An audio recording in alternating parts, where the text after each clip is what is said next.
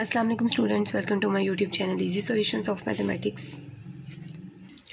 आज की वीडियो में हम लोग करेंगे रिवाइज्ड सिंपलेक्स मेथड की एक सेकंड एग्जांपल नंबर 1 में पहले आपको एक वीडियो में करवा चुकी हूँ।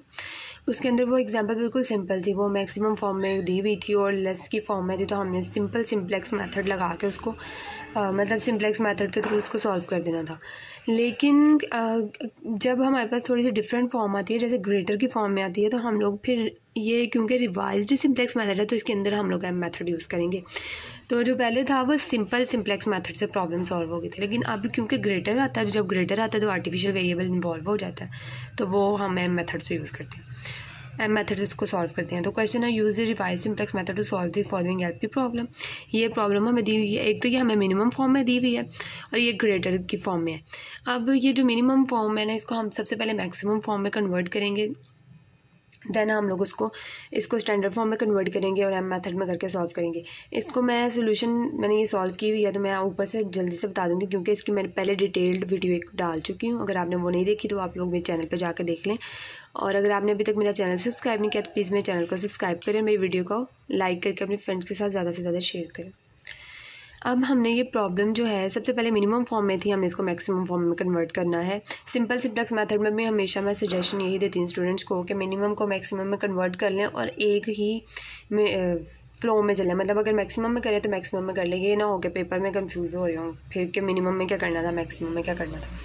अब ये मिनिमम है, इसको हम लोगों ने सबसे पहले मैक्सिमम में कन्वर्ट किया। उसके कन्वर्ट करने के लिए क्या करते हैं, हम लोग जी स्टार का नाम दे देते हैं और पूरी जो जी वाली होती है वैल्यू, यानी हम लोग इसको माइनस से मल्टीप्लाई करवा देते हैं। ये minus G is equal to -x1 और -2x2, और उस माइनस जी को हम लोग जी स्टार का नाम दे लेते हैं, एक थोड़ा सा डिफरेंट नाम कर लेते हैं क्योंकि माइनस जी लिखने के बजाय आप जी स्टार लिखते हो। एंड पे जो आंसर निकलेगा हमारे पास, क्योंकि हम जी स्टार को लेके चलेंगे तो एंड पे आंसर हमारे पास जी स्टार के फॉर्म में आएगा, फिर हम उसको जी की फॉर्म में कन्वर्ट करेंगे क्योंकि क्वेश्चन हमारा जी की फॉर्म में है। तो देखते हैं कैसे करेंगे इसको हम।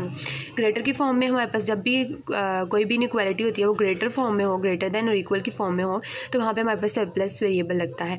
सरप्लस वेरिएबल हम लोग माइनस करवाएंगे, कोई भी हमने वेरिएबल कह लिया x3 है, ये भी ग्रेटर की फॉर्म में है, तो यहाँ पे x3 माइनस करवाएंगे, ये भी ग्रेटर की फॉर्म में, x4 को हमने माइनस करवा दिया। आप लोग चाहें तो s भी यूज़ कर सकते हैं। उसके बाद हमारा जो क्योंकि ग्रेटर की फॉर्म में है तो आर्टिफिशियल वेरिएबल लाजमी इसके अंदर इन्वॉल्व होगा, तो वो x5 जो है वो आर्टिफिशियल वेरिएबल है इसके लिए, और x6 जो है आर्टिफिशियल वेरिएबल है इस वाली इक्वेशन के लिए। अब आप लोग चाहें तो यहाँ पे R1 और R2 भी यूज़ कर सकते हैं, यहाँ पे S1 S2 भी यूज़ कर सकते हैं, लेकिन मैंने x की फॉर्म में ही किया है, तो बाकी आप लोग की आगे मर्जी, आप लोगों ने किस तरह करना है। उसके बाद क्योंकि सबसे पहले ऊपर भी कंडीशन दी हुई थी, तो x1 x2 ग्रेटर दैन 0, तो ये सारे जो अब जितने भी वेरिएबल्स इंट्रोड्यूस करवाए हैं ग्रेटर दैन 0 होंगे। उसके बाद जी के अंदर हमारे पास जो नॉन बेसिक वेरिएबल्स थे वो x1 और x2 हैं, तो हमने जो न्यू वेरिएबल्स, इसके बाद हमने सरप्लस वेरिएबल्स को माइनस करवाया। उसके साथ हम लोग क्या करते हैं कि जो हमारे पास जी होता है, जब हम स्टैंडर्ड फॉर्म में कन्वर्ट करते हैं ना, तो हम लोग एम मेथड में करते हैं, जो हमारा जी होता है उसके अंदर जो आर्टिफिशियल वेरिएबल होता है ना, हम लोग उसको एम से मल्टीप्लाई करवाते हैं, और अगर मैक्सिमम का केस हो तो हम लोग -m into artificial variable number 1 -m into artificial variable number 2, और अगर यहाँ पे कोई तीसरी इक्वेशन होती है और वहाँ पे भी आर्टिफिशियल वेरिएबल होता है तो हम लोग एक और -m इंटू वो वाला आर्टिफिशियल वेरिएबल करवाते हैं।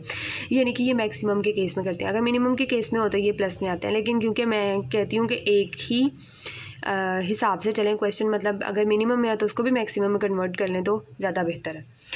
तो इसको हम लोगों ने आर्टिफिशियल वेरिएबल को इस तरह माइनस करवा के लिख लिया। उसके बाद हम लोगों ने करना है late P1 P2 P3 P4 and P6, क्योंकि 6 वेरिएबल्स हैं, be the corresponding vectors to the variables. अभी वेक्टर्स मैंने आपको क्या बताया था, सबसे पहले x1 के कॉरस्पॉन्डिंग जो हमारे पास वेक्टर पड़ा होगा वो हमारे पास होगा P1, 2 1 जो है वो हमारे पास P1 होगा। उसके बाद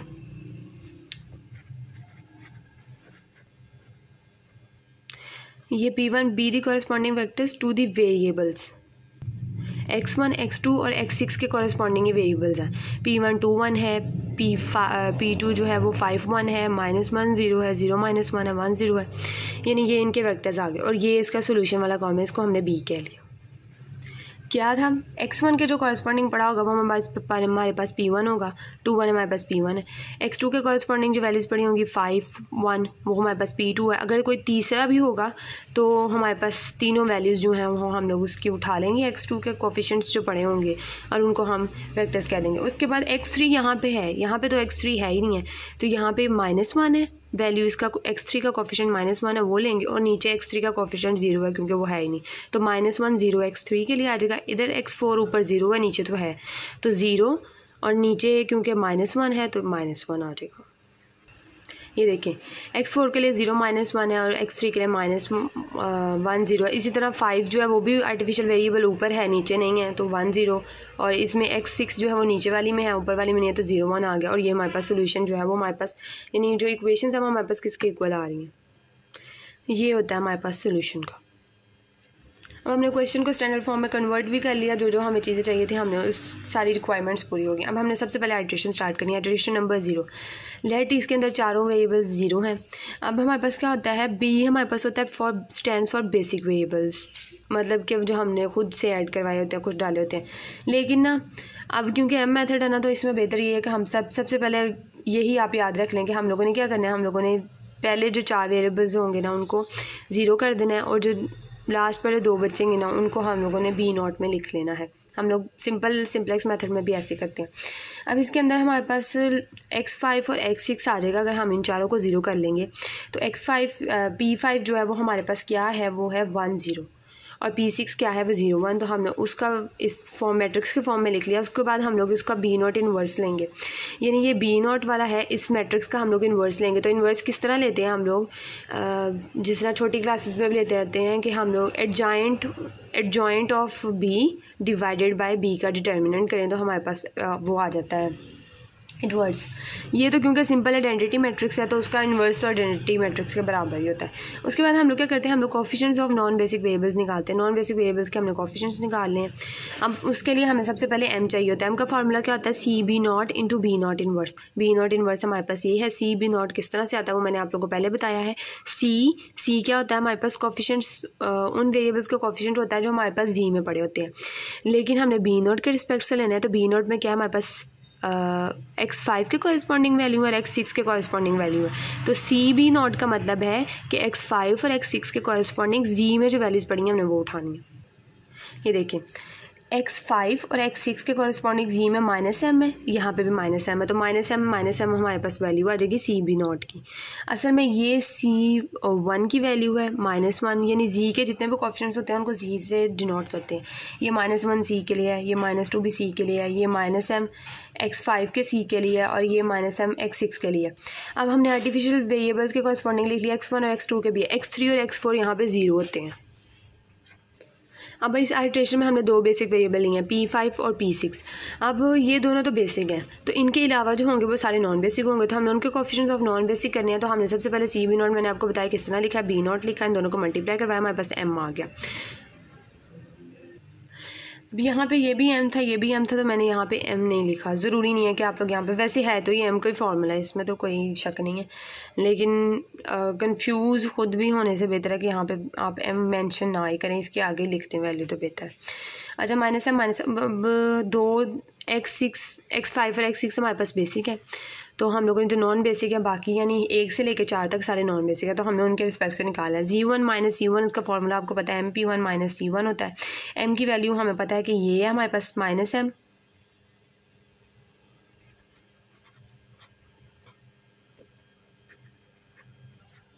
अच्छा यहाँ पे इस m के साथ भी माइनस आना था, मैंने मिस कर दिया था, तो यहाँ पे m की वैल्यू आ गई वो।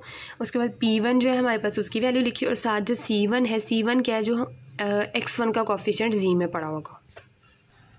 x1 का कोफिशिएंट जो है जी में वो -1 है, तो हम लोगों का पास c1 जो है वो -1 है।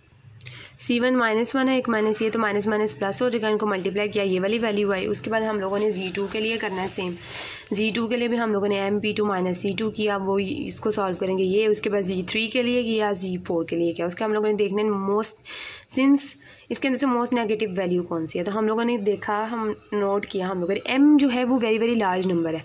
जब आपको समझ ना आ रही हो कि कौन सा बहुत बड़ी वैल्यू है, तो आप लोगों ने m की जगह पे कोई 100, 200, 300 इस तरह कोई वैल्यू पुट करके देख लेनी है कि मोस्ट नेगेटिव कौन सी वैल्यू आ रही है, बड़ी नेगेटिव वैल्यू भी बड़ी चाहिए और उसके साथ नेगेटिव भी हो।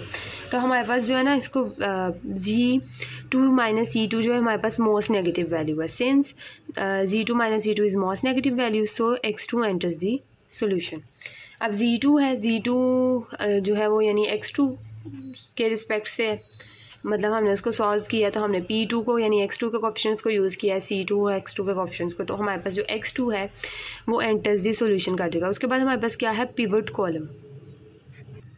सबसे पहले हमने पिवट कॉलम निकालना था। पिवट कॉलम क्या होता है, जिसके रिस्पेक्ट से हम लोगों का मतलब X2 जो है वो हमारा एंटर कर रहा है तो हमने P2 ले लेना है। उसके बाद हम लोगों ने क्या करना है, हमने P2 को निकालने के लिए हमने पिवट कॉलम को निकालने के लिए हम लोगों ने B0 इन्वर्स को P2 के साथ मल्टीप्लाई करवा देना, वो वाला P2 जो हमने शुरू में लिया था। उसके बाद B0 इन्वर्स ये था, P2 की वैल्यू ये थी, दोनों को मल्टीप्लाई करवाई है। उसके बाद हम लोगों ने निकालना होता है सोल्यूशन कॉलम, B डैश निकालना होता है। उसके लिए हम लोगों ने क्या करना होता है कि B0 इन्वर्स की जो वैल्यू होती है वो और जो सोल्यूशन वाला हम लोगों ने B निकाला है स्टार्टिंग में मैंने आपको बताया था, उसकी वैल्यू लिखी, दोनों को मल्टीप्लाई करवाया 6/2। उसके बाद हम लोगों ने ये टेबल बनाना होता है।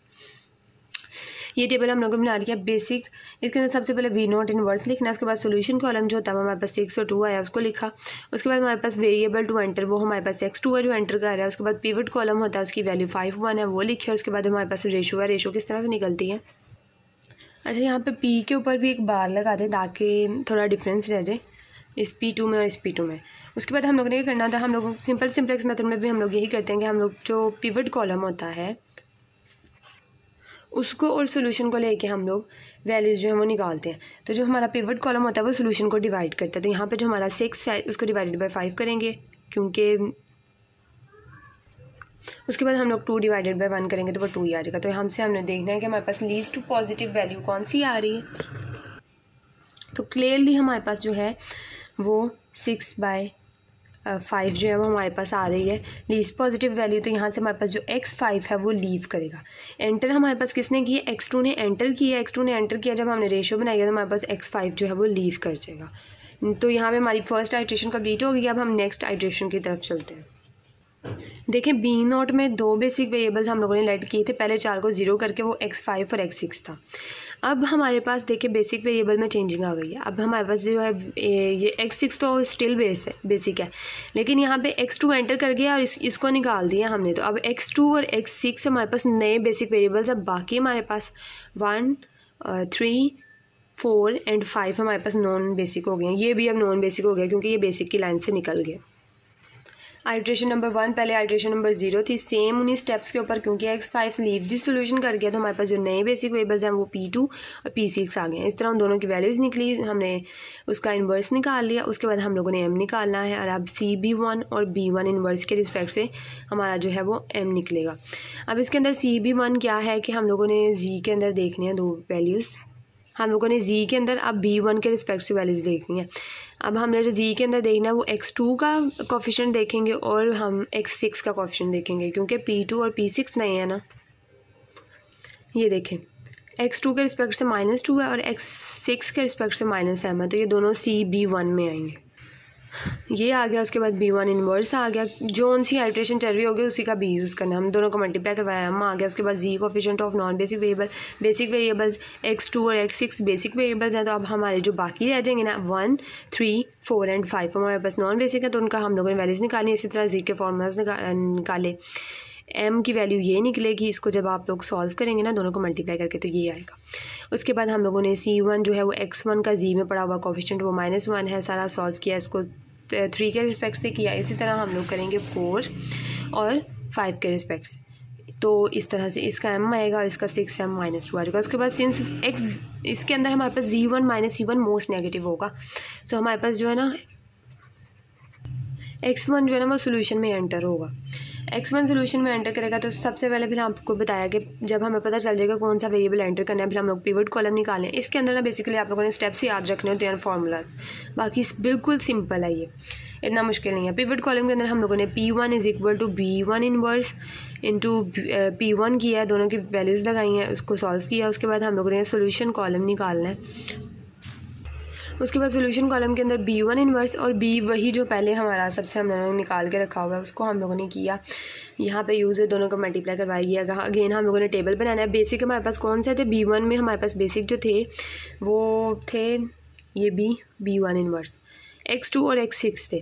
अब हम लोगों ने यहाँ पे B1 इन्वर्स लिखा, सोल्यूशन हमारे पास ये वाला निकला। उसके बाद पिवट वेरिएबल एंटर जो है वो x1 है, पिवट कॉलम हमारे पास ये निकला। उसके बाद हम लोगों ने क्या करना है, सोल्यूशन और पिवट के मदद से हम लोगों ने रेशो निकाल ली, यानी जो पिवट है वो सोल्यूशन को डिवाइड करेगा, तो हमारे पास रेशो जो है वो ये है कि अब इसके अंदर से हमारे पास लीस्ट पॉजिटिव वैल्यू है वो है x6 है। x6 जो है हमारे पास लीस्ट पॉजिटिव वैल्यू है रेशो में, क्योंकि मैक्सिमम का केस है तो मैक्सिमम मिनिमम बल्कि दोनों में हम लोग लीस्ट पॉजिटिव ही देखते हैं। x6 जो है उसने सोल्यूशन को लीव कर दिया, x1 इसकी जगह पे आ गया। अब हमारे पास जो x6 है वो भी बेसिक नहीं है, अब हमारे पास x2 बेसिक है और यहाँ पे x1 आ गया, तो ये दोनों बेसिक है हमारे पास, बाकी सारे नॉन बेसिक है। उसके बाद हमने कह दिया x6 लीव्स द सॉल्यूशन। अब हमारे पास P2 और P1, आप लोगों ने सीक्वेंस ख़राब नहीं करना, ऊपर x2 है नीचे x6 की जगह पे x1 आया, तो पहले 2 आएगा उसके बाद 1 आएगा। ये ना हो कि आप लोग पहले 1 और 2 कर रहे हो, तो अपनी मर्ज़ी से चेंजिंग नहीं करनी। P2 हमारे पास जो है वो सेकंड आइट्रेशन में जो है P2 और P1 आया, उसकी वैल्यूज़ लगाई, इन्वर्स लिया, सोल्यूशन कॉलम फाइंड किया उस तरह से बिल्कुल V2 इन्वर्स लगाया, ये जो नई वैल्यू आया ये, और पुराना वाला B लगाया, उससे हमारे पास सोल्यूशन कॉलम निकल आया। अच्छा, अब ये मैंने क्या किया है, मैंने यहाँ पर ये पहले निकाल लिया। ये करते हुए मैंने छोटी सी मिस्टेक, वैसे मिस्टेक भी नहीं कहेंगे इसे, ये मैंने पहले निकाल लिया क्योंकि ये बाद में निकालते होते हैं, इधर यहाँ मैंने पहले निकाला हुआ है। तो वैसे इसका कोई इतना मसला तो नहीं है, लेकिन जिस तरह आप पिछले आइट्रेशन में सीक्वेंस से आ रहे थे ना उसी तरह है, यानी कि B0 इन्वर्स से डायरेक्ट आप पहले कोफिशिएंट्स पे आएँ, यहाँ पे M निकालें और देन उसके बाद ये करें। तो फिलहाल हम लोग B0 इन्वर्स से सीधा इधर आते हैं। Coefficients of non basic variables निकाल लें, हम लोगों ने M का फॉर्मूला निकाला CB2, तो हमने x2 और x1 का कोफिशिएंट उठा लिया जो z था उसमें से, B2 इन्वर्स उसका वैल्यू लगाई, यहाँ पे दोनों को मल्टीप्लाई करवाया, हमारे पास m आ गया। उसके बाद हमारे पास x2 और x1 जो है हमारे पास अब बेसिक वेरिएबल्स हैं, तो जो नॉन बेसिक है उनके अलावा हैं जो सारे नॉन बेसिक हैं, यानी 3 4 5 6 हमारे पास नॉन बेसिक है। सेम ये देख लें आप लोग, उन्हीं स्टेप्स के ऊपर चल के आप लोग जब सॉल्व करेंगे तो ये दो वैल्यूज़ आएंगी 1 3 और 4 के लिए, और जब आप लोग 5 और 6 के लिए करेंगे तो आप लोगों के पास ये दो वैल्यूज़ आएंगी। और अब देखें यहाँ पे आप इनकी जगह पे कोई भी बड़ी वैल्यू पुट करके देखें, 100, ये भी पॉजिटिव आएगी, ये भी पॉजिटिव आ जाएगी। अब हम लोग इसकी तरफ अगर चलें, यहाँ पे ये ऑलरेडी ये भी पॉजिटिव है, ये भी पॉजिटिव है, तो सारी वैल्यूज़ जी में जब पॉजिटिव आ जाती है, सिम्प्लेक्स मेथड हो या एम मेथड हो, हम लोग वहीं पे क्वेश्चन को स्टॉप कर देते हैं। तो रिवाइज्ड सिम्प्लेक्स मेथड के अंदर भी अब सारी वैल्यूज़ पॉजिटिव आ गई, सिंस ऑल वैल्यूज़ यानी जी आई जर्नल करके लिख दिया, -ci greater than equal 0 associated with non basic variables, so the current solution is optimal. तो हमारे पास जो करंट सोल्यूशन है वो ऑप्टिमल है। तो इसका मतलब ये हुआ हमारे पास इस चीज़ के लिए ये चीज़ तो हम लोगों ने करनी है, सोल्यूशन कॉलम तो हम लोग लाजमी निकालते हैं यहाँ सोल्यूशन कॉलम तक। उसके बाद अब हमारे पास टेबल बनाने की नौबत नहीं आएगी क्योंकि हमारे सारे जीज पॉजिटिव आ गए हैं। तो अब हम लोगों ने क्या करना है, जो सारे स्टेप्स कर लिए उसके बाद आप लोग एंड पे ये वाला आपने सोल्यूशन कॉलम निकाल देना है, क्योंकि यहाँ से हमने एक्स की वैल्यूज़ देखनी है, ये हमने लाजमी निकालना है। अब यहाँ तक हम लोग आ गए, इसके बाद वो पीछे जो मैंने सोल्यूशन कॉलम दिखाया आपको वो निकाला। उसके बाद हम लोगों ने क्या करना है, जी डैश। अब हमारा जो बेसिक पर्पस होता है ना एलपीपी मॉडल के अंदर लीनियर प्रोग्रामिंग प्रॉब्लम में, उसके अंदर ये होता है कि हमने जी की वैल्यू निकालनी होती है। तब क्योंकि हमारी प्रॉब्लम जी स्टार में कन्वर्ट की हुई थी हमने, तो हमने इसका फार्मूला लगाना है। जी का फार्मूला आप लोगों ने याद रखना है, एंड पे जी लाजमी निकालना है, CB2 इंटू सोल्यूशन जो हमारे पास निकला होगा। सोल्यूशन कॉलम वो कौन सा वाला सोल्यूशन कॉलम जो हम लोगों ने ये निकाल लिया है, पहले वैसे आप लोग निकालें जब बाद में निकालें फ़र्क नहीं पड़ता, लेकिन बाद में निकालें। इस सोल्यूशन कॉलम के अंदर हर एक का सोल्यूशन कॉलम डिफरेंट है, इसलिए हम लोगों ने हर आइट्रेशन में सोल्यूशन कॉलम निकालना है, क्योंकि देखें यहाँ पे B2 इन्वर्स है, सेकंड आइट्रेशन का सोल्यूशन है तो B2 इन्वर्स यूज़ होगा, और B तो वही वाला जो पुराने वाला होता है, दोनों को मल्टीप्लाई करवाए, ये दो वैल्यूज़ आएंगी, ये जी में हमारी यूज़ होंगी। तो ये हमने दो वैल्यूज़ को जी में यूज़ किया, B की जगह पे, और CB2 की जगह पे हमारे पास ये वाली दो वैल्यूज़ थी। ऑलरेडी M में हम लोग ये देख चुके हैं, ये CB2 ये वाली दो वैल्यूज़ थी, ये वाली यहाँ पे सिंपल यूज़ हुई, ये B यूज़ हुआ, इन दोनों को सॉल्व किया, जी हमारे पास क्या आ गया। अब हमारे पास जो जी स्टार है, ये जी स्टार वो आया है -8/5। जी स्टार हमारे पास क्या था, देखें, जो हमारे पास माइनस जी था उसको हम लोगों ने मतलब कि जी था उसको मैक्सिमम में था मिनिमम में कन्वर्ट कर लेकर उसको माइनस से मल्टीप्लाई करवाया। अब जब क्योंकि वो माइनस जी था तो माइनस जी को हम लोगों ने एक नया नाम दे दिया था जी स्टार। तो G star basically equal to minus G होता है। तो अब हमारा क्वेश्चन जो था वो जी में था, तो हम लोगों ने आंसर भी जी में ही देना है। तो हम लोग क्या करेंगे, जो जी की वैल्यू आई होगी वहाँ पर हम लोगों ने माइनस जी यहाँ पर लिखा इक्वल टू -8/3 आ जाएगा। तो वो माइनस माइनस से कैंसिल हो जाएगा जिस तरह ये देखें। इसका माइनस दूसरी तरफ इसके पास आ गया स्टार के पास, तो हमने माइनस से मल्टीप्लाई करवाया तो पॉजिटिव 8/5 हमारे पास वैल्यू आ गई है। अब ये x2 और x1 हमारे पास कैसे आए हैं सोल्यूशन के अंदर, सबसे पहले देखें हम लोग b हमारे पास क्या था, b में हमारे पास p2 था, p1 था। अब जब हमने इसके नॉन बेसिक कोएफिशिएंट्स निकाले हैं, जिस हाइड्रेशन में आके सारे नॉन बेसिक कोएफिशिएंट पॉजिटिव हो गए हैं, उसी हाइड्रेशन का जो सोल्यूशन होगा ना वहाँ से हमने वैल्यूज़ फाइंड करनी है। b2 में पहली वैल्यू कौन सी थी, p2 थी, तो ये वाली सोल्यूशन कॉलम की पहली वैल्यू x2 होगी, और p1 था दूसरी दफ़ा में तो दूसरी वैल्यू x1 की होगी। तो हमारे पास x1 basically is equal to 4/3 आ गया और x2 हमारे पास 2/3 आ गया। तो हम बेसिकली जो हमारे पास नॉन बेसिक की वैल्यूज़ निकालनी होती है वो भी आ गई, जी की वैल्यू भी हमारे पास आ गई। हम लास्ट वाला स्टेप करेंगे वेरीफिकेशन, जिससे हमें पता चल जाएगा हमारा क्वेश्चन ठीक है कि नहीं। वेरिफिकेशन कर लें तो बहुत अच्छा इम्पैक्ट पड़ता है एग्जामिनर के ऊपर, लेकिन ये कंपल्सरी नहीं होती। अब इसके अंदर जो हमारा गिवन जी होता है वो लिखा, उसके अंदर जो हमारे पास जी निकला है वो 8/3 है, और x1 क्या निकला है वो 4/3 है, प्लस 2 × 2/3 अगर हम लोग करेंगे तो वो 4/3 हो जाएगा। 8/3 इज इक्वल टू 8/3 है। यहाँ से हमें पता चल गया हमारा क्वेश्चन बिल्कुल ठीक सॉल्व हुआ है। अगर ये वेरिफिकेशन सही ना हो, यानी जी इक्वल टू इस वैल्यू के ना आए, तो मतलब हम लोगों ने कहीं पे गड़बड़ किया। तो उम्मीद है आप लोगों को समझ आई होगी। मेरी वीडियो पसंद आई है तो प्लीज़ मेरी वीडियो को लाइक करें, मेरे चैनल को सब्सक्राइब करें और अपने फ्रेंड्स के साथ ज़्यादा से ज़्यादा मेरी वीडियोज़ को शेयर करें। Thank you so much.